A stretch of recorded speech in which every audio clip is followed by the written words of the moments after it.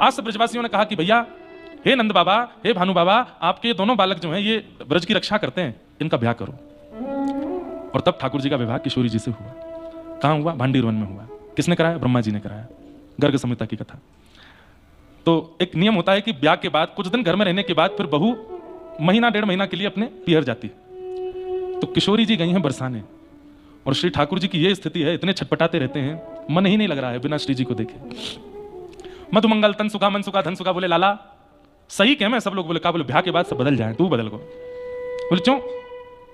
इतनो आनंद करवे वारो, इतनो मचलवे वारो, ऐसे उछल उछल के खेलवे वारो, पूरे दिन गुम सुम बैठो रे, का है को? अरे ना कछु ना है। बोले ना बता ना लाला। बोले श्री जी के दर्शन की इच्छा है रही है, मैं कहा करूं?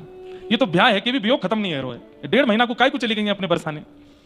तो राधा जू के रिजवन कारण नाना रूप धरावे, कान्हा मोर बने आवे, कान्हा लिलिहारी बने आवे, कान्हा जोगी बने आवे, कान्हा सखी बने आवे। रूप बदलते हैं ठाकुर जी श्री जी से मिलने के लिए। तो सब ग्वाल बाल बोले लाला तू दर्शन करने? बोले हाँ। तो तू हम तो बता दे कर, सब करवे को तैयार है। बोले कहा करोगे? बोले तो को सखी रूप बना के ले चले बरसाने, तेरा ऐसा श्रृंगार करेंगे कोई नहीं पहचाने को। वैसे तो लाला तेरा अधिकार है, तेरा ब्याह है, है तू तो वैसे भी अपने प्रकट रूप में जा सके। ठाकुर जी बोले ना मुझको शर्म आवे, ऐसे जाऊंगा फिर मैं बात बने, और फिर बात बनती बनती नंदगाम यशोदा मैया को पता चलेगी तो वो अलग कहेंगी, अच्छा मैं मिल के आया बहुते नेक ना रुको जा रहा हो तो पे घर पे। तो ठाकुर जी ग्वाल बालों से बोले कछु करो। बोले लाला तू कुछ सखी बना दे। नेक देर लगे, ठाकुर जी के केश खोल दिए। बंधुओं इतने लंबे केश हैं भगवान के, क्योंकि मुंडन नहीं हुआ जन्म के बाद, मुंडन नहीं हुआ ठाकुर जी का। तो नाथद्वारा में आज भी नियम है कि दान लीला के जब दर्शन होते हैं तो ठाकुर जी की बेणी नहीं आती। नहीं तो अब यहां तो नहीं दिखेंगे, हमारे लाल जी ऐसे बेणी धारण करते हैं, चोटी धारण करते हैं, पैर से नीचे तक चोटी है ठाकुर जी की। दान लीला का जब दर्शन होता है नाथद्वार में तो ठाकुर जी की चोटी कमर से बांध दी जाती है। क्यों? क्योंकि मक्खन चुरा के भागेंगे, तो भागते हैं वाके 10 सेकंड बाद चोटी उठती है ठाकुर जी की, इतनी लंबी है। तो उसको ठाकुर जी कमर पर बांध के चलते, कहीं गोपी पकड़ नहीं ले, पीछे से चोटी पकड़ ले, भाग कहां भागे वो। ठाकुर जी के केश खोल दिए, बीच की मांग निकारी है, आहा सिंदूर पधरायो है, ऊपर से वो क्या पहनते हैं सिर पे, क्या बोलते हैं उसको, हाँ जो भी बोले वो धारण किया, कानों में कुंडल पहने हैं, आंखन में काजल लंबो लंबो लगाए हुए है, मुख पर सुंदर लालिमा लगाई है, नाक में नथवेसर पहनी है, गले में हार पहने हैं, हाथ में चूड़ी पहनी है, लहंगा पहनी, चुनरी पहनी, सब बिल्कुल सुंदर श्रृंगार कर लियो। बाल बाल बोले लाला तू छोरी होता ना हम तोते ब्याह कर लेते। कृष्ण लला तुम होते लली तो गरे कट जाते करोड़न के, लेकिन लाला तेरो श्याम वर्ण कैसे ढके? ठाकुर जी बोले कछु तो करो। लगे सबरे ग्वाल बाल चंदन घिसवे, महाराज खूब सारो चंदन घिसो, और चंदन घिस करके केसर युक्त चंदन ठाकुर जी के श्री अंग पे लगायो, पीरो चंदन श्याम ठाकुर जी को अंग। तो चंदन सूखने के बाद ठाकुर जी के अंग पे गोरो गोरो सो नेक अंग प्रकट होने लगा, कहीं कहीं सांवले हैं, कहीं कहीं गोरे, लेकिन इतने सुंदर लग रहे हैं, इतने मधुर लग रहे हैं। पालकी में बैठा करके ले जा रहे हैं सबरे ग्वाल बाल ठाकुर जी को श्री जी से मिलाने के लिए, और नव दुल्हन की भांति बैठे हैं ठाकुर जी और बैठ करके जा रहे हैं। जैसे ही बरसाने पहुंचे, अपने घूंघट में से जैसे ही अटारी देखी है श्री जी के भवन की, ठाकुर जी भाव विह्वल हो गए। किशोरी जी के दर्शन नहीं हुए, इतने दिन हो गए, व्याकुल हो रहे हैं, इतने भाव विह्वल हो गए कि यहां श्री जी विराज रही है, कितना भाग्यशाली ये भवन है, यहां में मेरी श्री जी रहे। जैसे ही भाव विह्वल हुए तो नेत्रों से अश्रु गिरने लगे। अश्रु पहुंचने के चक्कर में यहां तो चंदन छूट गो, यहां तो चंदन छूट गो। मधुमंगल आदि ने जैसे देखे तो ठाकुर जी फिर से श्याम वर्ण के गए। अरे लाला रो काय करो, ऐसे रो जैसे नई बहू विदाई हरी हो, काय करो रो? अरे ना बरसाने आ गए ना, या बरसाने के कण कण में श्री जी के चरणारविंद अंकित हैं, तो वो सोच करके मुंह को विरह है गो। अब क्या करूं, सबरी गोपी तो पहचान जाएंगी। वो लाला तो ऊंचो घूंघट कर ले। सो ठाकुर जी ने ऊंचो घूंघट कर लियो, हाथों पे तो अभी भी चंदन है। सब सखियां बोली अरे कौन सी बहू लेके आ रहे हो? बोले नंद बाबा ने भेजी है। बोले नंद बाबा ने कहां से आई? बोले ऊंचे गांव के बड़े गोप हैं, उनकी बहू है, हम सब नंद बाबा ने आज्ञा करी या जाके श्री जी को दर्शन करा के लाओ, तो श्री जी को दर्शन करा के लाए। अच्छा मुख तो दिखाओ या को। बोले वो पतिव्रता नारी है, पति के अलावा कोई को मुख ना दिखा, हमने ना देखा को मुंह, तुम्हें दिखावेगी ज्यादा से ज्यादा श्री जी को दिखावेगी और कोई को नहीं। सब गोपी बोली यहां से आगे आप लोगों का प्रवेश नहीं, लाओ पालकी हम उठा में। सब ग्वाल वाल छोड़ दिया। अब ललता विशाखा आदि सब सखियां पालकी में लेकर ठाकुर जी को भीतर पहुंची, अंतःपुर में पहुंची। श्री जी बोले अरे ये तो कोई बड़ी सुंदर गोपी आई है, बड़ी सुंदर साज श्रृंगार किए ना, मुख तो दिखाओ। तो ठाकुर जी अपने घूंघट पकड़ के सिर हिला में। बोले क्यों? तो ललता विशाखा को इशारों करें, बोल भी नहीं रहे, आवाज से पहचान जाएंगे सबरी। अच्छा इन सबन को बाहर करूं, केवल मुख मुख दिखाओगी? बोले हाँ। जैसे ही सब सखियां बाहर गई, किशोरी जी आई, आओ मेरे पास बैठो, कौन से काम से आई हो, कहाँ नाम है तुम्हारो? ठाकुर जी पालकी से उतर के चल रहे हैं तो श्री जी कहें आहा बड़ी मस्तानी चाल है, बड़ी मधुर चाल है। चाल देख करके, ढाल देख करके श्री जी मोहित होती जा रही है। अभी मुख नहीं देखा है, जिस भांति से चुनरी पकड़ी है घूंघट की, तो जो हाथों की आकृति है वो भी इतनी सुंदर है, सब कुछ इतना मधुर है। श्री जी के चित्त से कभी श्याम सुंदर विलग नहीं होते, लेकिन आज एक ऐसी सखी आई है कि जिसने श्याम सुंदर के चित्र को चित्त से अलग कर दिया है। श्री जी अब और व्याकुल हो रही है, देखने को है कौन ये जो श्याम सुंदर बुला रही है मेरे चित्त से। और जैसे ही घूंघट ऊपर कियो है, किशोरी जी को एक बार को तो ऐसी सुंदरता कि मूर्छा जैसी आने लगी, और जैसे तैसे जब होश में आई, गाढ़ आलिंगन किया ठाकुर जी का। श्याम सुंदर आप आए हैं। ठाकुर जी के नेत्र पुनः सजल हो गए। आप रो क्यों रहे हैं, क्या बात है? विवाह करा दियो सब ब्रजवासी ने, लेकिन फिर भी हमारा वियोग नहीं जा रहे हो।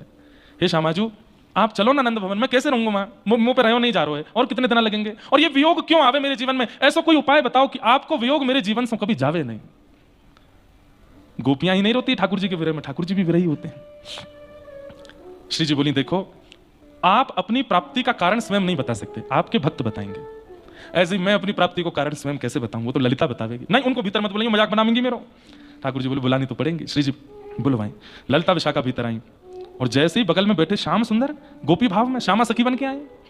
अब तो ललिता आदि सखियां इतनी भाव विवल दौड़ करके गई, थाल सजा करके लाई। अरे वाह, आज तो सखी रूप धारण करके आए हो, बड़े सुंदर लग रहे हो, बड़े प्यारे। आरती करी। श्री जी ने कही, शंका को समाधान करो। बोले क्या? ठाकुर जी चाहे कि मेरा वियोग इनको कभी नहीं हो, उसके लिए इनको क्या करना पड़ेगा वो बताओ। ललिता विशाखा बोली, अच्छा ठाकुर जी, पहले पांव पड़ो ललिता के, पहले हमारे पांव पड़ो, चरण में प्रणाम करो। ललिता जी को प्रणाम कियो, विशाखा को प्रणाम कियो, अष्ट सखीन को प्रणाम कियो। बोले ऐसा कोई अचूक उपाय बताओ कि श्री जी को विरह मुख को भी हो ही नहीं। तो ललिता जी बोली, प्रेम की स्वामिनी है, महादेव को भी प्रेम वही सिखाती है। ललिता जी बोली, आपको एक अनुष्ठान करना पड़ेगा। बोले कौन सा अनुष्ठान?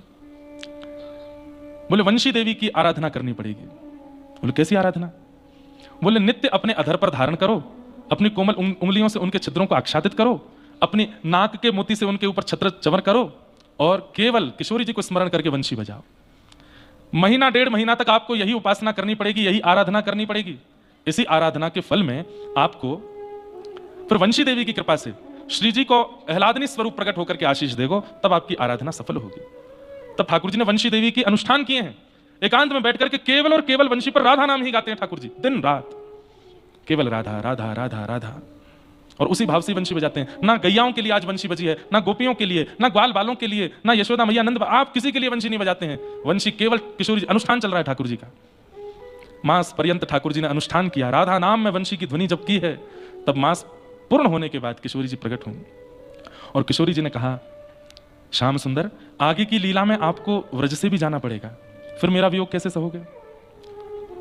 तब ठाकुर जी भाव विह्वल होकर के चरणों में गिर गए। हे श्यामाजू, आप मेरी आह्लादनी शक्ति हैं, आप चाहें तो मेरे जैसे अनेक निर्माण करके आगे की लीला में भेज सकती हैं। ऐसा कुछ कीजिए ना कि आगे की लीला कोई और करे और मैं सदा आपके पास ही रहूं। किशोरी जी बोली, वो तो संभव होगा, आपका प्रभाव स्वरूप और स्वभाव स्वरूप दो प्रकट होंगे।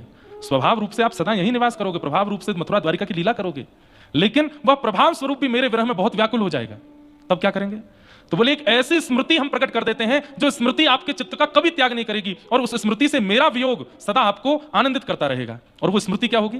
बोले महाराज, हम आपके साथ महाराज करेंगे, और महाराज के भाव से आपके चित्त में एक ऐसी स्मृति प्रकार हो जाएगी, जब जब नेत्र बंद करेंगे तब तब वह महाराज की झांकी दिखा करेगी।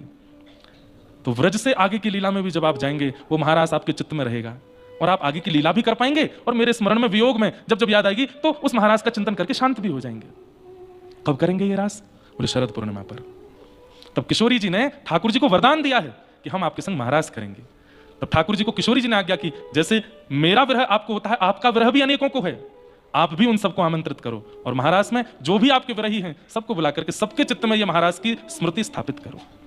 योग मायाम उपाश्रित, इस प्रकार महाराज की योजना बनी। ये महाराज, ठाकुर जी महाराज के तुरंत बाद कंसवध के लिए निकल जाते हैं मथुरा। क्यों? क्योंकि बिना महाराज की उसकी स्मृतियों को चित्त में लिए द्वारिका नहीं पहुंच पाएंगे, वो कंसवध नहीं कर पाएंगे, महाभारत का युद्ध नहीं करा पाएंगे। एकांत में बैठे बैठे वो स्मरण करते रहते हैं, राधे राधे करुणामयी कृष्ण प्यारी, राधे राधे करुणामयी कृष्ण प्यारी, मेरी सुध लीजो श्री वृषभानु दुलारी, ओ मेरी सुध लीजो श्री वृषभानु दुलारी, मेरी सुध लीजो। किशोरी जी ने वरदान दिया है ठाकुर जी को, और वंशी देवी की अनुष्ठान से यह वरदान मिला है कि हम शरद पूर्णिमा पर आपके संग रास करेंगी, जिसकी स्मृति सदा आपके चित्त में रहेगी। किशोरी जी यह भी नहीं चाहती कि आगे की लीला ना हो। विश्व कल्याण के लिए कृष्ण अवतरण हुआ है, तो आगे की लीला में भी तो आपको जाना है। स्वभाव रूप से तो आप सदा हमारे संग ही रहोगे, लेकिन आप जब आगे जाओगे और जब व्रज वृंदावन और मेरी याद आएगी तो कैसे रहोगे? तो व्रज तजने से पूर्व हम महाराज करेंगे, और उस महाराज की स्मृति सदा आपके चित्त में रहेगी, आपके सदा चित्त को वो सुख देगी।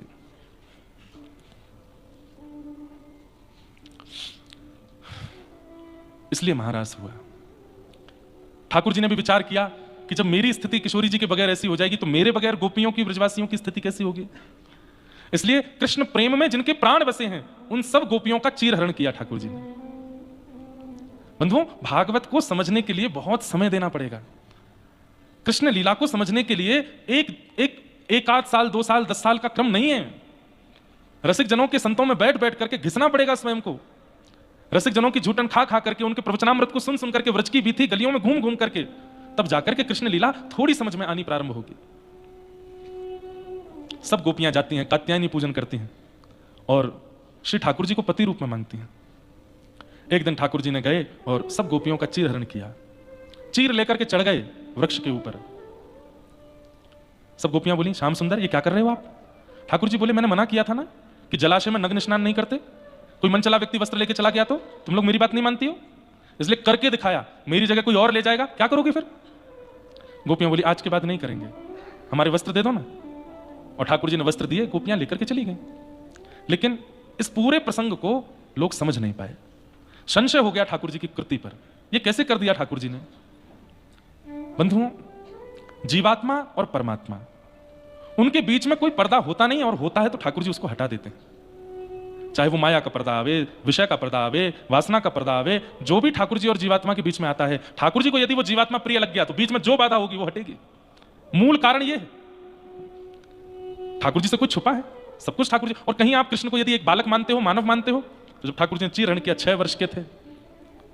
6 वर्ष के बालक को स्त्री पुरुष का भेद नहीं पता होता, वो अपनी मां के आगे भी निर्वस्त्र घूम लेता है। संशय करने पर 4 प्रकार के स्वभाव होते हैं। आपका कौन सा है ढूंढ लेना एक बार।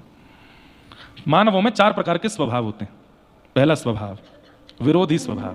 कौन सा स्वभाव? चाहे जो हो जाए हमको क्या करना है? विरोध। ऐसे लोग, पता नहीं आप लोग ऐसे लोगों के चक्कर में पड़ते हो कि नहीं, हमारे तो पाले पड़ते हैं ऐसों के। कुछ भी कर लो, क्या है? विरोध।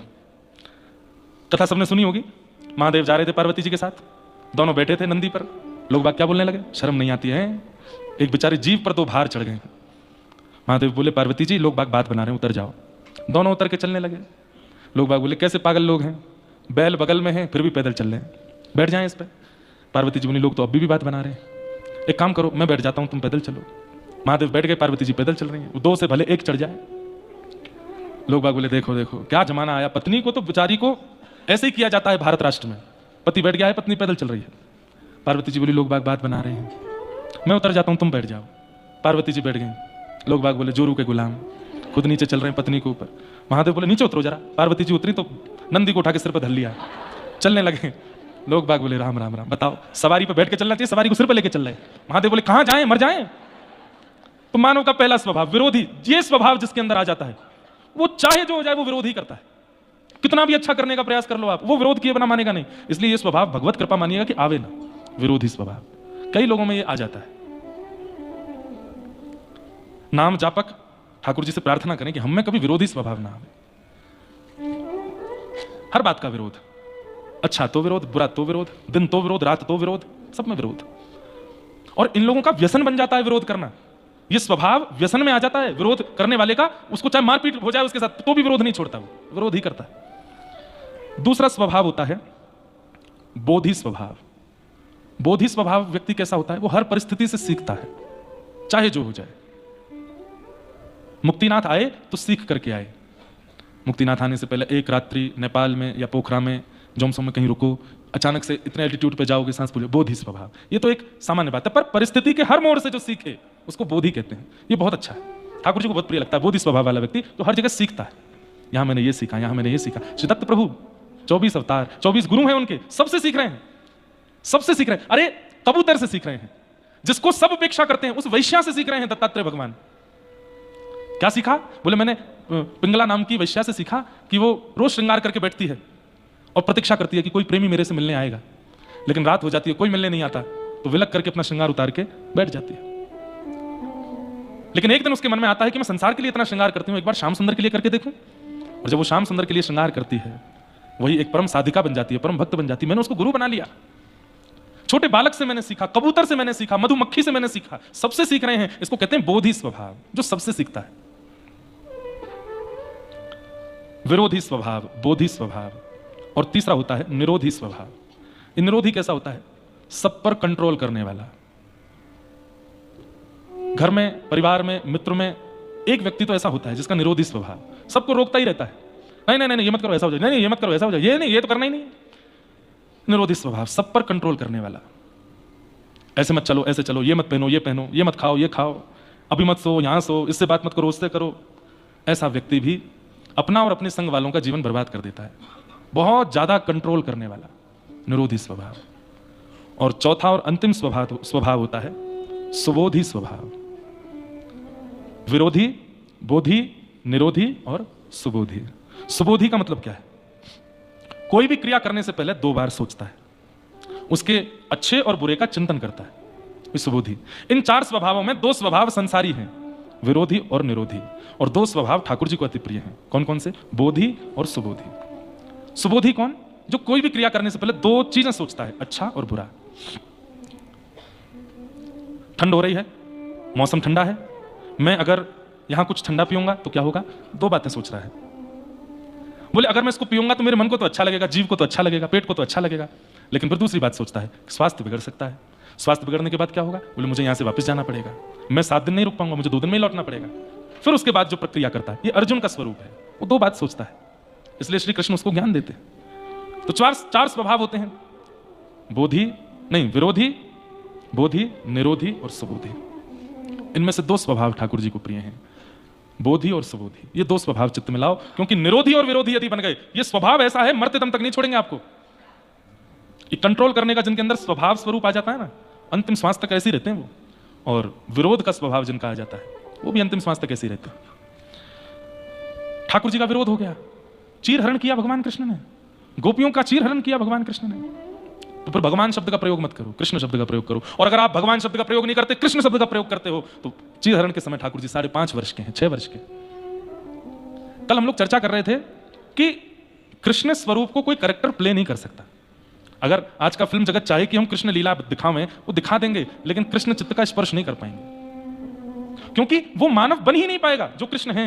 इसलिए आप कोई आकृति ड्राइंग के माध्यम से बना दो, कला के माध्यम से बना दो, शालिग्राम के माध्यम से बना दो, तो उनमें भले ही कृष्ण आभास हो जाए, नहीं तो मानव कभी कृष्ण बन के नहीं आ सकता। या फिर 8 वर्ष से छोटे बालक चाहे तो कृष्ण रूप धारण कर सकते हैं। 8 वर्ष के बाद आदि जैसे रेशे आने शुरू होते हैं ना मुखमंडल पर, और सबसे बड़ी बात स्वभाव में चतुरता, चंचलता, चपलता, वो कृष्ण को ढाल नहीं पाएंगे अपने अंदर। बुरा नहीं मानिएगा, मैंने आज तक इतने चलचित्र देखे हैं, पर मुझे कोई कृष्ण स्पर्श नहीं कर पाए। हाँ, राम जरूर स्पर्श किए थे एक बार पुरानी रामायण में, लेकिन कृष्ण नहीं छू पाए, क्योंकि कृष्ण कोई हो ही नहीं सकता, कृष्ण एक ही है। इसलिए कोई कला चित्र के माध्यम से भले ही आप कृष्ण बना दो, मानव कृष्ण नहीं बन पाएगा। और गोपियों को आज्ञा कर दी भगवान ने कि जिन कात्यायनी मैया की तुम पूजा करके मुझे पति रूप में मांगती हो, मैं वचन देता हूं, क्या? शरद पूर्णिमा पर मैं रास विहार करूंगा। और आज वही शरद पूर्णिमा की रात्रि आई है।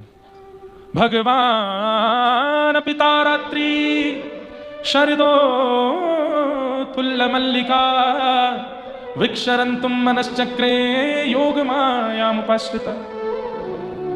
किशोरी जी के आश्रय में आज सब गोपियां रास के लिए पधारी। सब गोपियां अलग अलग क्रियाओं में व्यस्त हैं। कोई दूध का दोहन कर रही है, कोई अपना श्रृंगार कर रही है, कोई अपने बालक को दूध पिला रही है, कोई अपने पति को भोजन करा रही है। सब अलग अलग कार्यों में लगी हैं। और उसी समय शरद पूर्णिमा के चंद्रमा उदित हुए। जगऊ कलम बाम दृशाम मनोहरम, जैसे ठाकुर जी ने अपनी वेणु पर अधरामृत का पान कराते हुए जैसे ही अपने प्राण पिरोए हैं, बाज उठी वंशी वृंदावन में।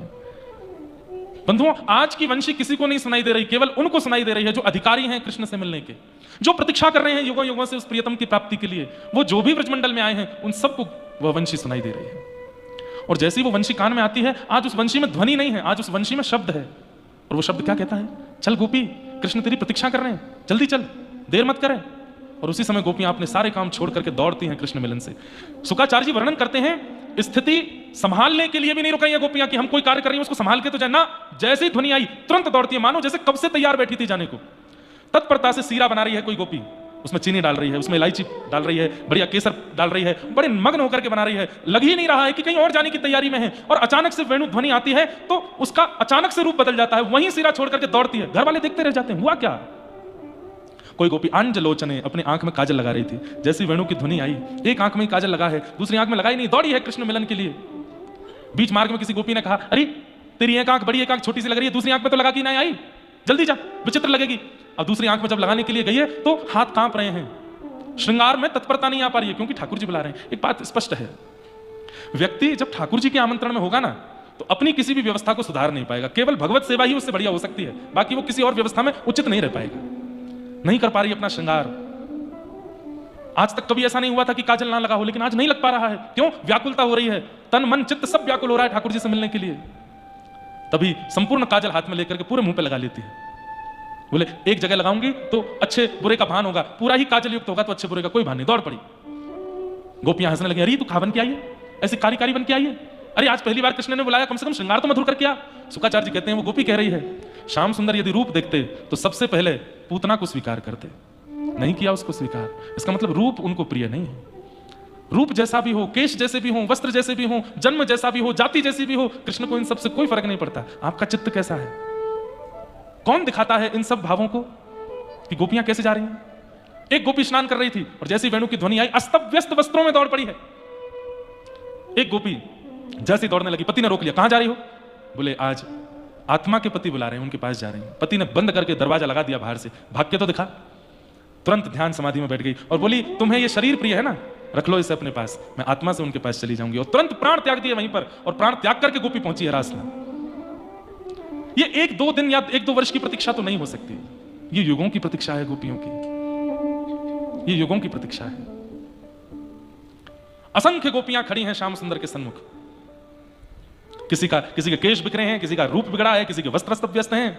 और आयु कितनी है? बोले आबाल वृद्ध वनिता, 6 वर्ष से लेकर के 120 वर्ष तक की गोपी है। एक आध गोपी तो ऐसी भी हैं जिनको 2-4 गोपी उठा के लाएंगे, चलना ही नहीं आता, वो भी आइए रास करने। और इन सबके प्रेमास्पद ठाकुर जी कितने बड़े हैं? बोले 7.5 वर्ष के।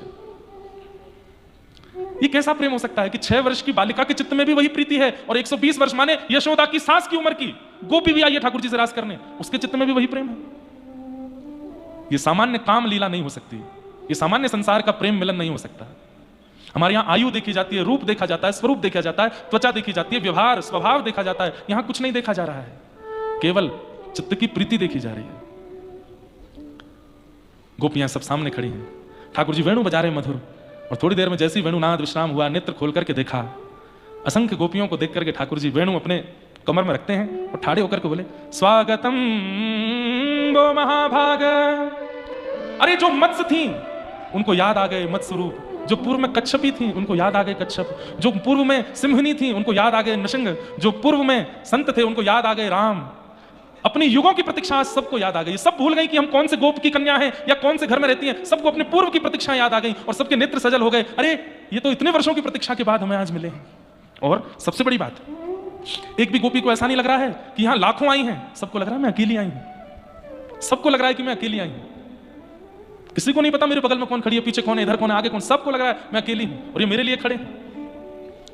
स्वागतम वो महाभाग प्रियम किम करवाणि व ब्रजस्यानामयं कश्चित् ब्रूतागमन कारणम्। स्वागतम स्वागतम स्वागतम, आइए आइए आइए, स्वागत है। ये सुनकर के तो गोपियां खुश हो गई, लेकिन ठाकुर जी क्या कहते हैं? प्रियम किम करवाणि व, आप सबके यहां आने का कारण जान सकता हूं मैं? ये सुनकर के तो मानो गोपियों को लगा किसी ने वज्र चला दिया हो हमारे हृदय पर। इनको नहीं पता हम क्यों आई हैं। अब जो मत्स्य थी वो भूल गई, वो जो कच्छपी थी भूल गई, जो सिंहनी थी भूल गई, और सब ठाकुर जी की ओर देख रही हैं। इनको याद नहीं हम कौन है।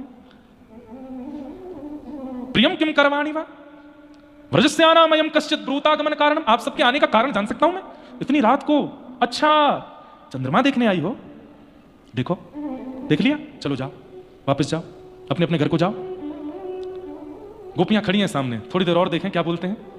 और ठाकुर जी ने यहां पर पतिव्रता नारी के सारे धर्म बताने शुरू किए और गोपियों को माने ऐसा भान कराने लगे कि तुम तो बहुत बड़ी पापनी हो, मेरे पास आ गई हो। गोपियों को समझाने लगे, तुमको पता पतिव्रता नारी का धर्म क्या होता है? तद्बंधुनाम च कल्याणम प्रजानाम चानुपोषणम भर्तु शुश्रूषणम स्त्रीणाम परो धर्मो यमाय, और ना जाने क्या क्या क्या क्या बातें उनको बताने लगे। 10 श्लोकों में ठाकुर जी ने केवल डराया गोपियों को, और हम आप होते तो डर के मारे भाग भी गए होते, लेकिन एक भी गोपी नहीं हिली वहां से। ठाकुर जी बोले, तुम्हारे बाल बच्चे हैं छोटे छोटे, अग्नि की साक्षी लेके विवाह करके आई हो, और यहां परपुरुष दिख गया तो तुरंत छोड़ करके आ गए। कितना बड़ा पाप है तुम जानती हो? उस नरक में तुमको जाना पड़ेगा, उसमें जाना पड़ेगा, ये करना पड़ेगा, और जाने क्या क्या। हमारे यहां ना बंधुओं, एक बात मैं कह दूं, बुरा नहीं मानिएगा, समझाने के लिए स्त्रियां ही होती हैं, पुरुष नहीं होते। हर बात में उनको समझाओ, हर बात में उन्हें कहो। प्रथम दिन कथा में एक प्रसंग आया था कि जलंधर की पत्नी है वृंदा, और वृंदा के पातिव्रत के कारण जलंधर की मृत्यु नहीं हो रही, जिसके कारण जलंधर पूरे तीनों लोक में नाश मचाए बैठा है। तब भगवान ने क्या विचार किया कि जलंधर को मारने का एक ही तरीका है, इसकी पत्नी का पातिव्रत नष्ट हो। और भगवान जलंधर का रूप धारण करके गए और वृंदा का पातिव्रत नष्ट किया। तब वृंदा पूछती है रोते हुए भगवान से कि मैं तो धर्म का पालन कर रही थी जो आपने ही बताया है, पातिव्रत धर्म, और आपने तोड़ दिया। तब ठाकुर जी कहते हैं, व्रत भी किसके लिए करते हैं ये देखना चाहिए। ऐसे तो राक्षस भी तप करते हैं, ऐसे तो रावण, कंस, शिशुपाल, दंतवक्र भी हिमालय पर जाकर के तपस्या करते हैं, पर उनकी तपस्या के पीछे उद्देश्य क्या होता है? नाश। हम व्रत किस उद्देश्य से करते हैं वृंदा, ये समझना आवश्यक है। तुम जिस पति के लिए पातिव्रत का पालन कर रही हो, वो पति क्या कर रहा है? पार्वती जी का पातिव्रत धर्म नष्ट करना चाहता है। ऐसे पति के लिए पातिव्रत करोगी तो वो व्रत पाप बन जाएगा। पति शब्द का अर्थ होता है रक्षक। यदि पति इन शब्दों में घटित नहीं होता है तो वो पति नहीं है, वो भक्षक है। उसके लिए पातिव्रत नहीं करना है। ऐसे ही सेम पत्नी के लिए भी, पति भी यदि पत्नी व्रती रहना चाहता है कि मैं एक पत्नी व्रती रहूं, लेकिन पत्नी अपने नाम शब्द, पत्नी शब्द का भी अर्थ क्या है? पति की सेविका या पति की रक्षिका, और पत्नी भी यदि उस भाव में नहीं है तो पति को भी नहीं करना है उसके प्रति व्रत। भगवान ने आकर के वृंदा को समझाया, बोले तुम्हारा पातिव्रत तीनों लोगों का नाश कर रहा था, इसलिए व्रत करो तो ये तो देख लो कि जिसके लिए हम व्रत कर रहे हैं वो उचित है कि नहीं, वो योग्य है कि नहीं। योग्य हो उसके लिए व्रत करो। अब व्रत बताए गए, नियम बताए गए हैं, दुनिया भर के हमारे यहां क्रम बताए गए, आप कर किसके लिए रहे हो? शनि महाराज के लिए भयंकर तप हो रहा है, भैरव महाराज के लिए तप हो रहा है, आदि आदि देवताओं के लिए तप हो रहा है। तब तो उसके लिए करो जो भाग्य बदलना जानता हो, और वो केवल नारायण है। इसीलिए तो भगवान इंद्र की पूजा बंद करा करके गिरिराज पुजवाए कि भाई तुम पूजा कर रहे हो सालों से, लेकिन किसकी कर रहे हो ये तो देखो। वो व्यक्ति या वो मानव यदि उचित नहीं है तो उसके लिए व्रत नहीं करना है। इसलिए भगवान ने आकर के उनका धर्म तोड़ाया। मुझे किसी का आया पत्र, बोले महाराज जी हमारे पति बिल्कुल रक्षक स्थिति के नहीं है, लेकिन आपकी ये बात सुनकर के हमारे घर वाले कह रहे हैं, देखो महाराज जी स्वयं कथा में बता रहे हैं कि भले ही जलंधर दुष्ट था लेकिन उनकी पत्नी उनके प्रति पतिव्रता, तुम भी, तुम्हारा पति चाहे कैसा भी है तुम उसके प्रति पतिव्रता ही रहो। आपने अपने मतलब की बात सुन ली कि हमारा बेटा चाहे कितना भी कुनीति कर रहा हो तुम उसके प्रति पतिव्रता ही रखो, क्योंकि महाराज जी कथा में बता रहे हैं कि वृंदा ने भी जलंधर के लिए किया। ये बात नहीं सुनी कि उसी वृंदा का पातिव्रत स्वयं नारायण तोड़ने के लिए आ रहे हैं, क्योंकि वो ऐसे के लिए पातिव्रत कर रही है जो पतिव्रता का अधिकारी नहीं है। हमारे यहां समझाने के लिए केवल नारियां होती हैं। जब तक माताएं बहनें जीवित होती हैं तब तक उनको कोसा, डांटा, फटकारा सिखाया जाता है, और कभी कभी जब आजकल हमारे भारत में होता है तो वो चली जाती हैं तो सब रोते हैं, बहुत बुरा हुआ, बहुत बुरा हुआ, बहुत बुरा हुआ। किया भी तो आपने ही। यत्र नार्यस्तु पूज्यन्ते रमन्ते तत्र देवता, भगवान कहते हैं जहां नारी का सम्मान होता है वहां देवता रमन करते हैं। और हम तो बहुत भली भांति जान गए हैं कि नारियों का कितना अपमान करते हैं लोग। हमारा मुंह खोलना नहीं है हमें, लेकिन इस अपमान का दंड यही है कि ठाकुर जी कभी प्राप्त नहीं हो सकते जो स्त्री के स्वरूप पर या उसके भाव पर किसी भी प्रकार का लांछन लगाते हैं, बिना जाने बिना सोचे कुछ भी बोलते हैं, और फिर उपासना करते हैं ठाकुर जी की। भाग जाइए उनके सामने से, एक पुष्प भी मत चढ़ा देना, ठाकुर जी को कांटे की तरह लगता है वो, क्योंकि आप स्त्री का सम्मान करना नहीं जानते, आप नारी का सम्मान करना नहीं जानते। 2 लोगों को दंड देने की मनाही की गई है, ब्राह्मण को और स्त्री को। क्यों? ठाकुर जी कहते हैं इसको संसार दंड ना दे, ये कुछ अनुचित करेंगे तो मैं देखूंगा, ये मेरी अद्भुत कृति है, इनका सम्मान करो। तो कई बार लोग कथा को अपने स्तर से सुन लेते हैं। जैसे एक बार एक व्यास जी कथा करके गए, पोथी अपनी छोड़ गए राजा के यहां, लौट करके जब राजा के यहां आए तो द्वार पर राजा की बेटी मिली। तो बेटी ने व्यास जी से, आइए व्यास जी आपने इतनी बढ़िया कथा सुनाई थी, मेरे तो जीवन भर के सारे प्रश्नों के उत्तर मिल गए। अच्छा लाली क्या सुना था तुमने? बोले मैंने तो सुना था कि सुभद्रा को अर्जुन प्रिय लगते थे, दोनों ने भाग की शादी कर ली। मैं भी यही करने वाली हूं। मुझे भी हमारा द्वारपाल अच्छा लगता है, पिताजी तो करा नहीं रहे, मैं भी कर लूंगी। कोई कहेगा तुमने गलत किया तो कह दूंगी व्यास जी ने कथा में सुनाया था, व्यास जी के तो खून ठंडा हो गया। बोले यही सुना तुमने पूरी कथा में, और कुछ नहीं सुना? और भीतर गए तो राजा का बेटा मिला। अरे अरे व्यास जी आप बहुत बढ़िया कथा सुना के गए, मैं तो बस मैं क्या बताऊं आपका फैन हो गया। व्यास जी बोले तुमने क्या सुना? बोले मैंने सुना कि कंस पूर्ण रूपेण मथुरा का राजा बनने लायक था, लेकिन दुष्ट पिता उसको राजगद्दी दे ही नहीं रहा था। कंस ने बढ़िया किया, अपने पिता को कारागृह में डाल के स्वयं बैठ गया। मैं भी यही करने वाला हूं, अपने पिता को जेल में डाल के स्वयं बैठ गया। कोई कहेगा पाप किया, कह दूंगा व्यास जी ने कथा में सुनाया था। व्यास जी बोले मेरी पोथी कहाँ है, मैं लेके चला जाऊंगा, जीवन में नहीं आऊंगा, मेरी पोथी दे दो भाई। और भीतर गए तो रानी मिली। जय हो जय, मैं तो आपका सत्कार ही नहीं कर पाई, विराजिए ना थोड़ा, मैं आपका सत्कार करूं। व्यास जी बैठ गए, बहुत अच्छी कथा सुनाई। बोले तुमने क्या सुना? बोले मैंने सुना कि द्रौपदी जो है वो प्रातस्मरणीय है। द्रौपदी का अगर सुबह सुबह उठ के स्मरण किया जाए तो मंगल होता है। ऐसे कितनी कितनी कन्याएं हैं? 5 कन्याओं के बारे में कहा जाता है जिनका सुबह उठ के स्मरण करें तो मंगलमय दिन होता है, उसमें द्रौपदी भी। हाँ जी, तो लेकिन वो रानी तो कुछ और सुन नहीं है ना, क्या बोली? आपने कहा था कि द्रौपदी जो है वो प्रातस्मरणीय है। हाँ हाँ हाँ है तो सही। तो मैं भी द्रौपदी से थोड़ी प्रेरित हो गई हूँ। क्या? मुझे भी हमारे महल में 4-5 लोग प्रिय हैं, एक संग सबसे ब्याह कर लूंगी। 5 पति मेरे भी होंगे तो मैं भी द्रौपदी की तरह प्रातस्मरणीय हो जाऊंगी। व्यास जी बोले राजा को पता चले उससे पहले मेरा सर धर से अलग हो, मैं पोती लेके भागूं यहाँ से। पोती ढूंढते ढूंढते पहुंचे तो राजा बैठा था। महाराज कैसे आगमन हुआ आपका? पोथी लेने के लिए आए। तो राजा को लगा कि दक्षिणा नहीं दी थी कथा की हमने, दक्षिणा लेने आए, पोथी तो बहाना है। तो राजा भी बोल पड़ा महाराज आपकी कथा में मैंने एक बहुत सुंदर प्रसंग सुना था और उससे मैं सीख गया हूं। बोले क्या? भगवान कृष्ण शांति दूत बनकर के गए थे और दुर्योधन ने क्या कहा? सुच्चग्रैव न दास्यामि बिना युद्धेन केशव, सुई की नोक के बराबर जमीन भी बिना युद्ध के नहीं दूंगा। मुझे पता है आप दक्षिणा लेने आए हैं, मेरी सेना और मेरे साथ युद्ध कर लीजिए और कथा की दक्षिणा ले जाइए। आपने कथा में सुनाया था, मुझे नहीं चाहिए दक्षिणा, मेरी पोथी दे दो। तो वो कैसे है, एक पंक्ति बोलते हैं ना, लौट के बुद्धू घर को आए, समझ पड़ी तो लाखों पाए। हाँ जान बची सो लाखों पाए, लौट के बुद्धू घर को आए। पंडित जी पोथी लेके भागे वहां से। तो लोग बड़े विचित्र हैं संसार के, अपनी उपयुक्त बातें सुन लेते हैं और इन्हीं कारणों से रास पंचाध्यायी का बहुत प्रचार नहीं किया जाता। जब भगवान इतनी कॉपियों के संग्रह कर सकते तो हम इतने अफेयर क्यों नहीं रख सकते? 2-4 दसों से हम भी बात कर लें। बेटा रास से पूर्व ठाकुर जी ने गिरिराज जी भी उठाए थे, तुम भी उठा के दिखाओ। गिरिराज जी से पूर्व ठाकुर जी ने कालिया नाग मर्दन भी किया था, तुम भी एक नाग को पकड़ के दिखाओ। वो नहीं याद आता? रास किया था। 16,108 ब्याह किए तो हम भी 1-2 कर लें, घर वाली एक बाहर वाली। नरक में जाओगे घनघोर। और उसमें भी कहीं यमराज ने पूछा और ये उत्तर दिया, यमराज कहता डालो इसको तेल में खौला दो। भगवान का बाप कहता है, लोग बात कहते हैं शंकर जी पीते हैं इसलिए हम भी पीते हैं। महादेव अपना त्रिशूल पहना रहे, बोले आ तू बताएंगे तुझे पीते हैं हम। कहीं नहीं लिखा है, लोग बाग अपने मन से बना देते हैं। पतिव्रत पत्नी व्रत करने वाला एकादशी ना भी करे तो भी चलेगा, ठाकुर जी उसी से प्रसन्न हो जाएंगे कि एक ही का है। लेकिन कम से कम वो व्यक्ति उस स्वभाव का तो हो।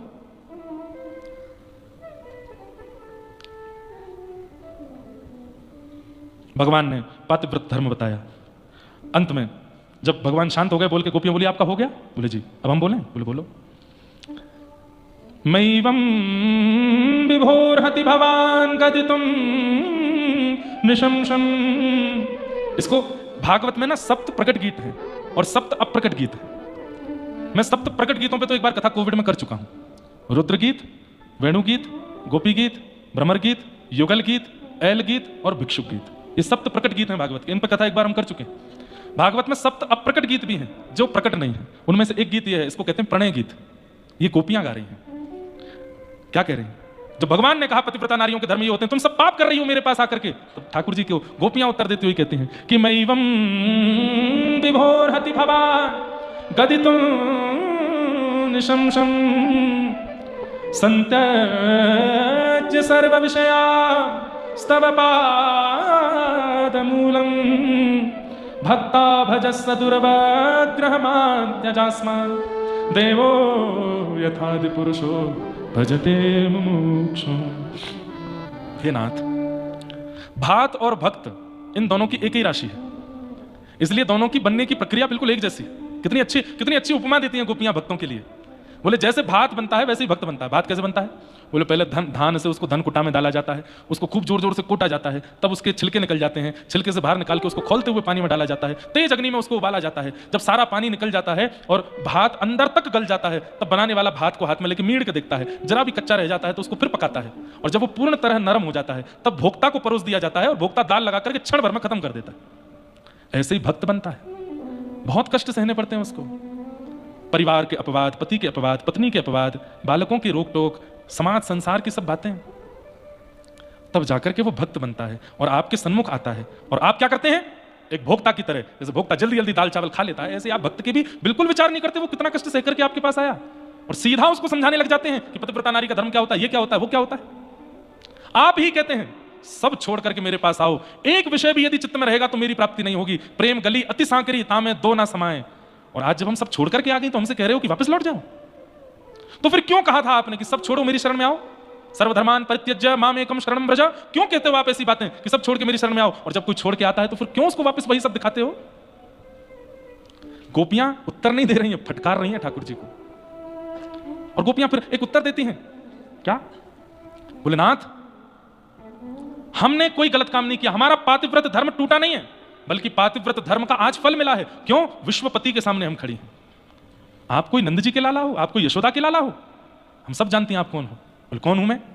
न खलु गोपिका नंदनो भवान अखिल देना अंतरात्मद्रे विखन सार्थितो विश्वगुप्तये सखउदे सात्वतांकुले। हम जानती हैं आप यशोदा के लाला नहीं हो, आप नंद जी के लाला नहीं हो। तो ठाकुर जी सामने खड़े खड़े घबरा गए, कहीं इन गोपियों को ये तो नहीं पता चल गया कि मैं देवकी का बालक हूं। ठाकुर जी बोले यशोदा का लाला नहीं हूं, नंद जी का लाला नहीं हूं, तो फिर मैं कौन हूं? गोपियां कहती हैं अखिल देहि नाम अंतरात्मदृक्, समस्त विश्वधारियों के अंतर हृदय में और बाहर विराजने वाले परमात्मा हो आप। गोपियां कहने लगी मैंने मत्स्य रूप में आपका दर्शन किया था, मैंने सिंह रूप में आपका दर्शन किया था, मैंने कुर्म रूप में आपका दर्शन किया था, मैंने ठाकुर जी तो परीक्षण ही कर रहे थे इन गोपियों के चित्त को, देखूं तो सही। और आज वो गोपियां सब प्रकट कर देती हैं, ठाकुर जी जान गए, अबोध नहीं है, सब जानती हैं। अरे आपने शरीर के पति दे रखे हैं जो जन्म और मर जाए, बलिहारी बलिहारी व पत्नी की जासो चुड़लो अमर है जाए। हे नाथ, एक पत्नी का विवाह होता है अपने पति से, और पति 5 वर्ष के लिए विदेश यात्रा पर जाता है, 5 वर्ष के लिए अपने जैसा स्वरूप उस पत्नी को दे जाता है, मूर्ति, कि जब तक मैं ना आऊं तुम अपने पातिव्रत का धर्म इसके साथ पूरा करना। ठाकुर जी बोले अच्छा, अब वो पत्नी उसी को खिलाती है, उसी को सुलाती है, उसी को नहलाती, मूर्ति को। ठाकुर जी सुन रहे हैं, गोपियां बोल रही हैं। अच्छा फिर क्या हुआ? बोले 5 साल बाद असली पति आया, द्वार आके खटखटाने लगा। अच्छा फिर? बोले अब गोपी असमंजस में पड़ी है। क्यों? बोले जो मूर्ति वाला पति 5 साल से पास में था उसकी वो सेवा कर रही है, और असली पति द्वार पर खड़ा है। अब उसके असमंजस का समाधान क्या है? वो किसके पास जाए? क्योंकि जिसको 5 साल से पति मान रही है वह भी तो पति ही है, और द्वार पर जो खड़ा है वो भी पति है, किसके पास जाए? ठाकुर जी बोले इसमें कोई विचार की बात है? अरे असली पति विदेश गया था तो अपने मूर्ति पति को दे गया था, और जब असली पति वापस आ गया तो मूर्ति पति को छोड़े असली पति के पास जाए। गोपियां एक दूसरे को देख के हंसने लगी, बोले यही हमने किया है। आप हमको मूर्ति वाले पति देके गए थे, मूर्ति वाले पति देकर के हमको बोल के गए इनके चरण धोया करो, इनके चरण दबाया करो, इनकी बात माना करो, इनके संग रहा करो, इनको खिलाओ पिलाओ धुलाओ सब करो। लेकिन जब हमें पता चल गया कि असली पति हमारे सामने आ गया है तो हम उसके पास आ गए, तो हमने क्या गलत किया? ठाकुर जी का मानो जैसे किसी ने मुंह पर टेप लगा दिया, कोई उत्तर नहीं भगवान के पास। गोपियां बोली कुछ कहना है आपको? मैं तो वो कह रहा था, मैं तो ऐसे बता रहा था, मैं तो ये कहना नहीं, कुछ नहीं, स्पष्ट बोलो क्या कहना चाहते हो। ठाकुर जी डर गए। लेकिन तभी गोपियों के चित्त में आया कि हम अपने प्रियतम को कष्ट तो नहीं दे रहे बहुत देर रुक करके यहाँ पर, कहीं ऐसा तो नहीं कि हमारे जाने से ही उनको सुख मिलेगा। तो गोपियां तुरंत करुणा में आ गई, नेत्र सजल हो गए। वो बोले श्याम सुंदर हम चली जाएंगे, हमारे प्रेम को आप सामान्य स्त्रियों के जैसा मत समझिए। सामान्य स्त्रियों का प्रेम देखने का होता है, सुनने का होता है, बोलने का होता है, स्पर्श का होता है। हमारा प्रेम ऐसा नहीं है। हमारे प्रेम में केवल एक इच्छा है, क्या? आप एक बार कह दो कि हम आपकी हैं, एक बार कह दो, बस एक बार कह दीजिए कि हे समस्त गोपियां तुम सब मेरी हो और मैं तुम्हारा हूं, बस इतना कह दीजिए। उसके बाद जीवन में हमें दिखना नहीं, तड़पने देना, रोने देना, मरने देना। हम इस बात से ही पूरा जीवन निकाल देंगे कि आपने हमको स्वीकार किया। ये तन का प्रेम नहीं है, ये इंद्रियों का प्रेम नहीं है, ये नेत्रों का, जीव का, कान का प्रेम नहीं है श्याम सुंदर, ये आत्मा का प्रेम है। आप बस एक बार कह दीजिए कि तुम सब मेरी हो, हम चली जाएंगे लौट के, फिर कभी नहीं आएंगे आपके पास। चित्तं सुखेन भवता पहितं गृहेषु, चित्तं सुखेन भवता पहितं गृहेषु, यन्निर्विशस्त्युतकरावपि गृह्यकृत्ये पादौ पदं न चलतस्तदपादमूलं यामः कथं ब्रजमथो करवाम किं। बंधुओं, ये रास पंचाध्यायी अच्छों को समझ में नहीं आता। आप कहोगे महाराज जी नहीं, हम तो आ रहा है, नहीं आ सकता। बहुत कम होंगे यहाँ पर भी जो समझ रहे होंगे। सुखदेव जी स्वयं संशय में आ गए थे। परीक्षित जी कथा सुनते सुनते जब रास पंचाध्यायी सुना, आज तक संशय नहीं हुआ, लेकिन परीक्षित जी आज एक संशय में बात बोल देते हैं। क्या?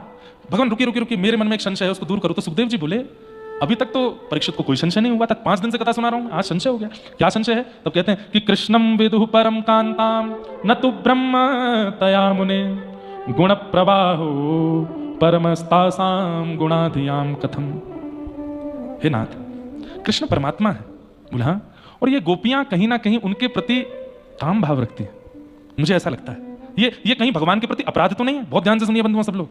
क्या कहते हैं कि ठाकुर जी के प्रति ये लोग प्रियतम प्रियतमा वाला भाव रखते हैं, उसमें कहीं ना कहीं सूक्ष्म काम है। मुझे ऐसा लगता है कि ये कहीं गोपियों का अपराध तो नहीं है ठाकुर जी के प्रति। तो सुखदेव जी गुस्सा हो गए यहाँ पे पहली बार कि उक्तम पुरस्तादत्ते चैत्य सिद्धिम यथागतः विषन्न ऋषिकेशम किमुतादोक्ष। जब कितना सुंदर उत्तर दिया। क्या कहते हैं? अच्छा, गोपियां प्रेम करती हैं तो तुझे संशय हो रहा है, और कंस गाली देता है उसमें संशय नहीं हुआ। कंस को मुक्ति मिलती है इस पर तुझे संशय नहीं है। पूतना पयोधर पर विष लगा के पिलाती है और उसको मुक्ति मिल जाती है, तुमने वहां संशय नहीं किया।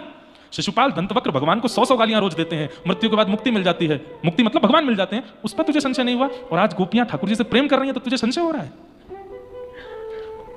गोप्य कामात भयात कंस। अरे सुन ले परीक्षित, क्या ये गोपियां प्रेम नहीं करती ठाकुर जी से? ठाकुर जी भी प्रेम करते हैं इन गोपियों से। कि मुतादोक्षज प्रिया, ये अधोक्षज की प्रिया हैं, ये उनकी प्रियसी हैं। और ठाकुर जी जिससे प्रेम करें, प्रश्न करते रहो पूरी दुनिया के लोग, वो तो उनके हैं और उनको कोई दूर नहीं कर सकता। तो इसलिए ये प्रसंग सबके समझ में नहीं आया होगा आज, मुझे पता है, पर जितनों को आया है बड़भागी है, क्योंकि रास का प्रसंग सबको नहीं आता है। रास पंचा पूरी भागवत पचाई जा सकती है, रास पंचाध्यायी पचता नहीं है, क्योंकि इतनी शाखाएं हैं एक एक भाव की, एक एक बात की।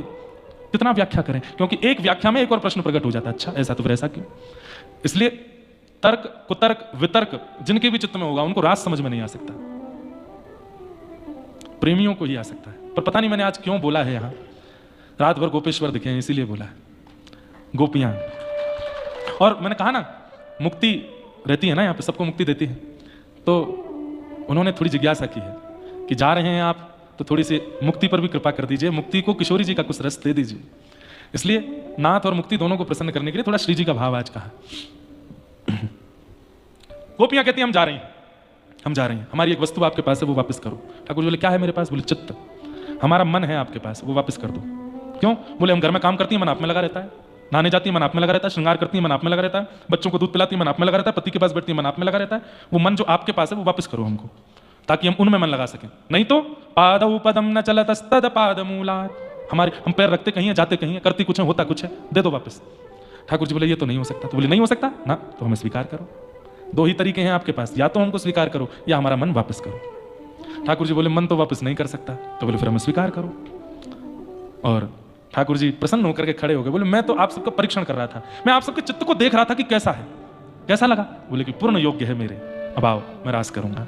वास्तव में सब आ गए थे, किशोरी जी नहीं आई थी अभी तक। ठाकुर जी तो इसलिए समय खींच रहे थे कि श्री जी आ जाएं, और इतने में ही तप्त कांचन गौरांगी श्री राधे वृंदावनेश्वरी पधारी हैं। बोल राधा रानी की, हे राधे वृषभानुभूप तनय, हे पूर्ण चंद्रानने, हे कांते कमनीय कोकिल रवे वृंदावनेश्वरी, हे मत प्राण परायणे चरसिके, हे सर्वयूथेश्वरी, आगत्य त्वरितं प्रपत्य मनिषं मां दीनमानंदय।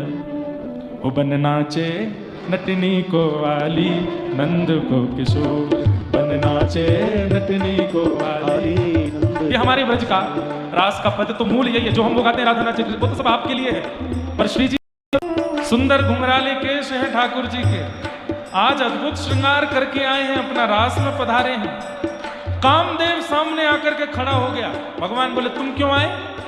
बोले स्त्री पुरुष मिलते हैं तो मैं आता हूं। ठाकुर जी बोले स्त्री पुरुष नहीं है, जीवात्मा परमात्मा है। कामदेव बोले ऐसे नहीं, मैं पता करूंगा। बोले कैसे करोगे? बोले आपके ऊपर आऊंगा। ठाकुर जी बोले आके दिखा। जैसे ही कामदेव रास भूमि में प्रवेश करने लगा, ठाकुर जी ने इतना सुंदर रूप बनाया, इतना सुंदर रूप बनाया कि कामदेव मूर्छित होकर गिर पड़ा और ब्रह्मांड ने नाद किया, बोलो मदन मोहन लाल की जय। मदन माने काम, उसको भी जो मोहित कर ले में। आज इतने सुंदर लग रहे हैं ठाकुर जी। बंधुओं, ब्रज भाषा के शब्द हैं, गाइएगा मेरे साथ। बन नाचे नटनी को वाली, नंद को किशोर।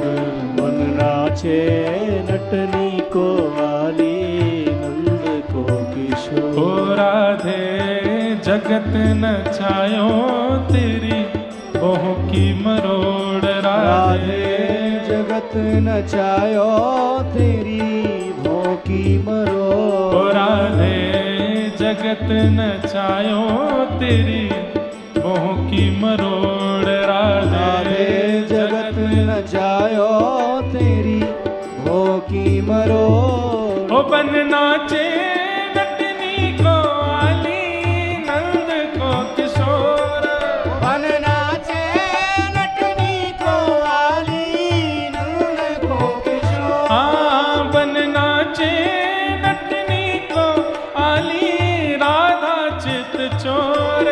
बन नाचे नटनी को वाली, राधा। बोलो रास रासेश्वर भगवान की।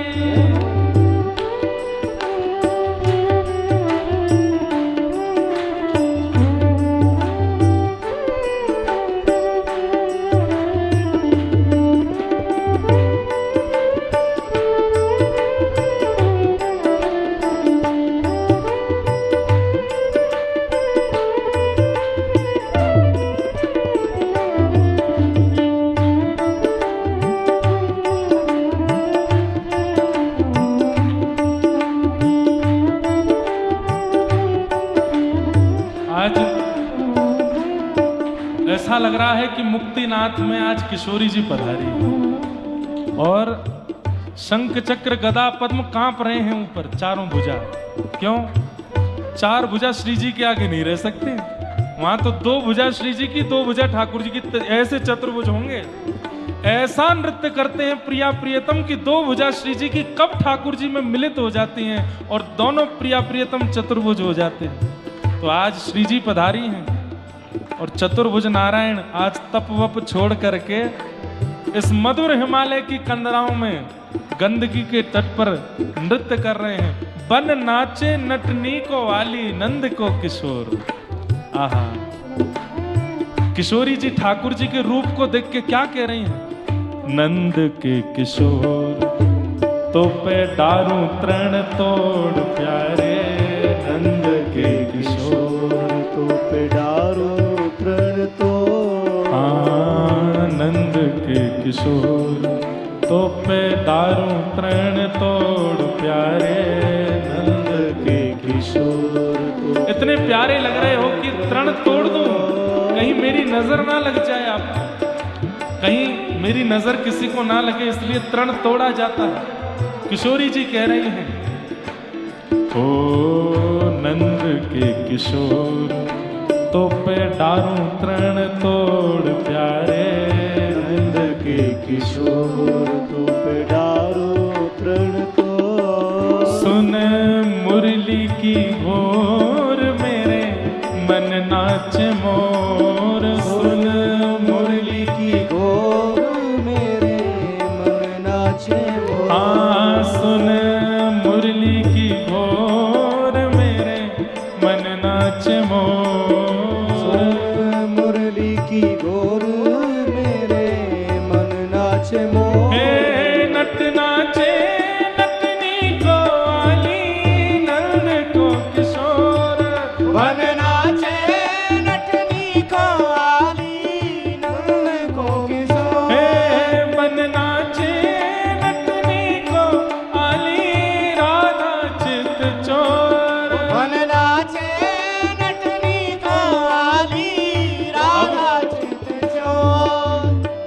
कैसा प्रेम है प्रिया प्रियतम का। श्री प्रिया जी कह रही हैं, अरे श्याम सुंदर इतने प्यारे लग रहे हो कि मैं तृण तोड़ दूं कि मेरी नजर ना लगे आपको। तो अब दूसरी पंक्ति में ठाकुर जी कह रहे हैं, अरे श्यामाजू मेरे रूप की तो छोड़ो, आपके रूप की बखान मैं करके बताऊं? बोले बताओ। कमल कली सो रंग भानु की लली को प्यारी, कमल कली सो रंग भानु की लली को प्यारी, कमल कली सो रंग भानु की लली को प्यारी, कमल कली सो रंग भानु की लली को। अरे मुख चंद हुते नी को मेरे नैना है चकोर, मुख चंद्र हुते नी को मेरे अरे नैना है चकोर। बादल की आड़ से जैसे ही पूर्णिमा के चंद्रमा निकले, सब गोपियां बोली, अरे श्यामाजू चंद्रमा कितनो प्यारो लग रहा है। किशोरी जी बोली, हाँ हाँ हाँ ये चंद्रमा कितनो प्यारो लग रहा है। श्याम सुंदर देखो ना चंद्रमा कितनो प्यारो लग रहा है। ठाकुर जी बोले, देख तो रहूं मैं। कहां देख रहे हो आप? तो मुंह को देख रहे हो। बोले, तो जो सबसे सुंदर चंद्रमा होगा वही को तो देखूंगा। हे श्यामाजू ऐसे कोटि कोटि कोटि चंद्रमा आप पर वारे वारे जामे, आपके रूप पर मुख चंद्र हुते नी को मेरे नैना है चकोर, मुख चंद्र हुते नी को मेरे नैना है चकोर। हे बन नाचे लटनी को वाली नंद को किशोर,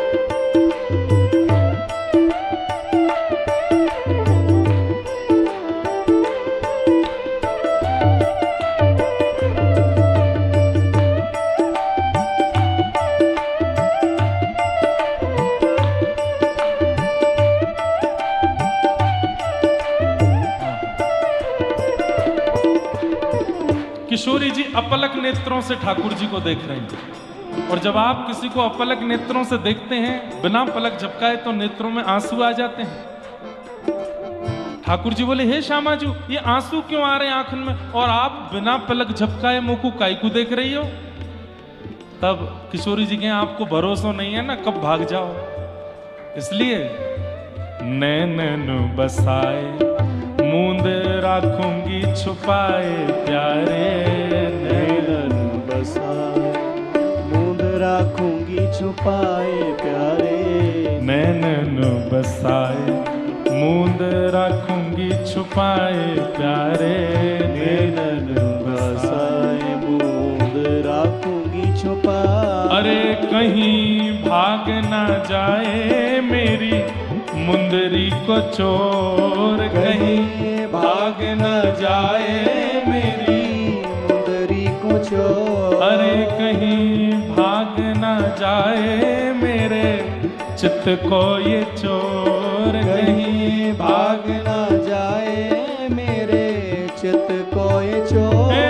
बन नाचे नटनी को आली नंद को किशोर, बन नाचे नटनी को आली नंद को किशोर। बन नाचे नटनी को आली राधा चित चोर, बन नाचे नटनी को आली राधा चित चोर। इस पद की वैसे तो हर पंक्ति अद्भुत है, लेकिन अंतिम पंक्ति में जो ठाकुर जी जवाब देते हैं, वृंदावन वालों का सीना चौड़ जाता है बरसाने वालों के आगे।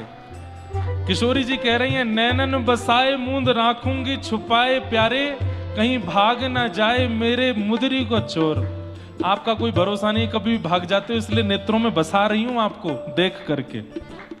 ठाकुर जी कहते हैं, नेत्रों पे हाथ रख के नेत्र बंद करते हैं किशोरी जी के और ठाकुर जी कहते हैं किशोरी जी भीतर देखो, आपको मन में कहा दिखेगो? बोले आप ही दिख रहे हो। बोले तो मैं तो आपके भीतर ही हूं, कहां जाऊंगा? मन श्याम रंग राधे बांध राखो संग प्यारी, मन श्याम रंग राधे बांध राखो संग।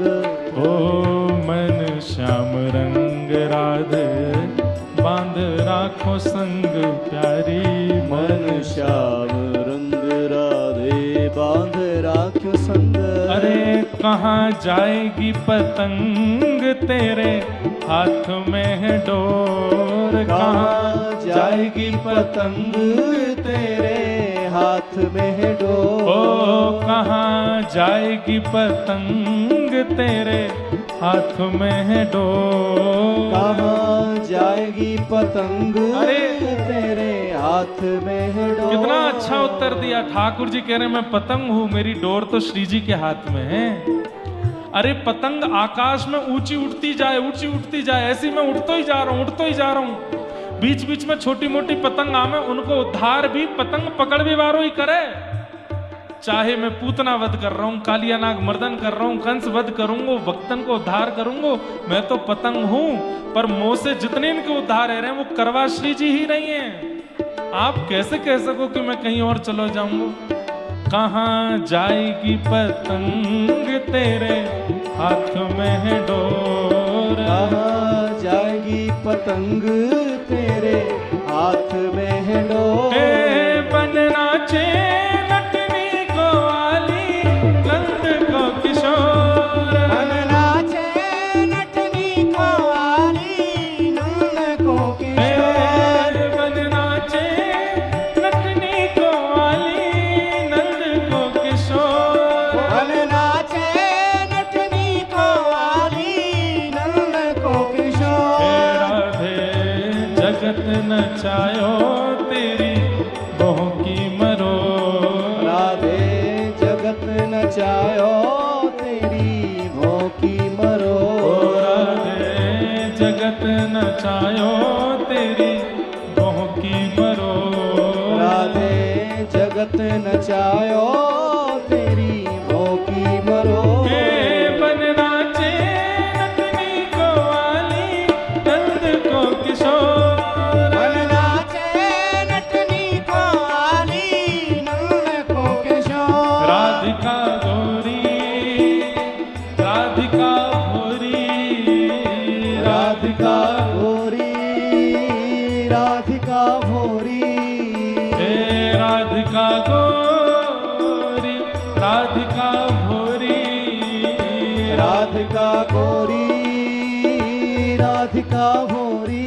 ओ ब्रज में, जय हो ओ ब्रज में, जय हो। ओ ब्रज में रतन राधिका गौरी, ब्रज में रतन राधिका गोरी। ब्रज में रतन राधिका गौरी, ब्रज में रतन राधिका गोरी। राधिका गौरी राधिका भोरी, राधिका गोरी राधिका भोरी। भैया अब तो 5-6 दिन हो गए हैं, अब तो सांस नहीं फूल रही ना किसी की। नाचना धीरे पर गाओ जोर से। राधिका गौरी राधिका भोरी, राधिका गोरी राधिका भोरी। राधिका गौरी राधिका भोरी, राधिका गोरी राधिका गौरी। ओ ब्रज में, ओ ब्रज में, ओ ब्रज में रतन राधिका गौरी, ब्रज में रतन राधिका गोरी। ब्रज में रतन राधिका गौरी। ब्रज में रतन राधिका गोरी। ओ हरलीनी वृषभानु भवन ते, हरलिनी वृषभानु भवन ते। हरलीनी वृषभानु भवन ते, हरलिनी वृषभानु भवन हे ते। वृषभानु भवन ते, वृषभानु भवन ते। वृषभानु भवन ते, वृषभानु भवन ते। हरलीनी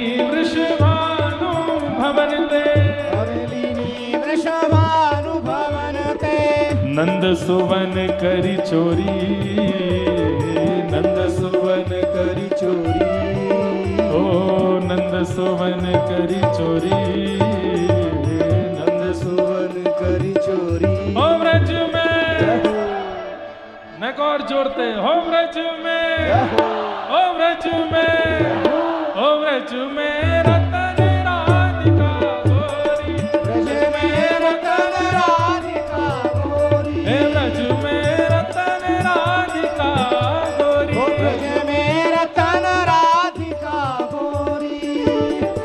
कृष्णदास प्रभु गिरधर नागर, कृष्णदास प्रभु गिरधर नागर, कृष्णदास प्रभु गिरधर नागर, कृष्णदास प्रभु गिरधर ओ नागर, प्रभु गिरधर नागर, गिरधर नागर, प्रभु गिरधर नागर, गिरधर नागर, कृष्णदास प्रभु गिरधर नागर, कृष्णदास प्रभु गिरधर नागर। नागरी नवल किशोरी, नागरी नवल किशोरी, ओ नागरी नवल किशोरी, नागर नवल किशोरी। ओ व्रज में, ओ व्रज में, ओ व्रज में रतन राधिका गोरी, ब्रज में रतन राधिका गोरी, व्रज में रतन राधिका ओ गोरी, ब्रज में रतन राधिका गोरी। हे राधिका गोरी, राधिका भोरी, राधिका गोरी, राधिका भोरी, हे राधिका गोरी, राधिका भोरी, राधिका गोरी, राधिका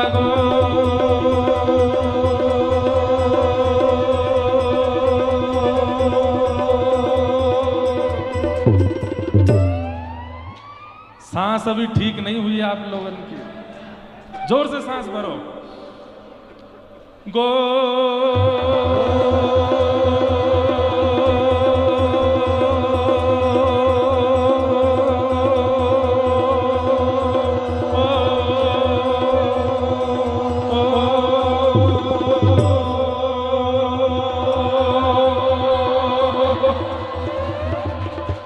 हो व्रज में, हो व्रज में, हो व्रज में रतन राधिका गोरी, ब्रज में रतन राधिका गोरी, ब्रज में रतन राधिका गोरी, ब्रज में रतन राधिका गोरी। श्यामा हृदय कमल सो प्रगट, रामा हृदय कमल सो प्रगट, और श्याम हृदय कुआर वृंदावन मेरो वृंदावन, वृंदावन मेरो वृंदावन, हे श्री वृंदावन प्यारो वृंदावन, श्री वृंदावन प्यारो ओ वृंदावन। जय राधे राधे, राधे राधे, श्री राधे राधे, राधे राधे, वृषभानु दुलारी, राधे राधे, श्री कृष्ण प्यारी, राधे राधे, बरसाने वारी, राधे राधे, वृषभानु दुलारी, राधे राधे, तीरथ सुत प्यारी, राधे राधे, नावत तारी, राधे राधे, हरिवंश दुलारी, राधे राधे, हरिदास दुलारी, राधे राधे, जय राधे राधे, राधे राधे, श्री राधे राधे, राधे राधे, जय राधे राधे, राधे राधे, श्री राधे राधे, राधे राधे, जय जय श्री राधे, जय जय श्री राम, राधे, जय जय श्री राम, बोलो वृंदावन बिहारी लाल, रास रासेश्वर भगवान की जय। पूछड़ी के लौटा की हो प्यारे, क्या बात है बंसी वारे शाबाश, बोलो मुक्ति नारायण भगवान की। कल कथा का एक पक्षी होता है गौरैया,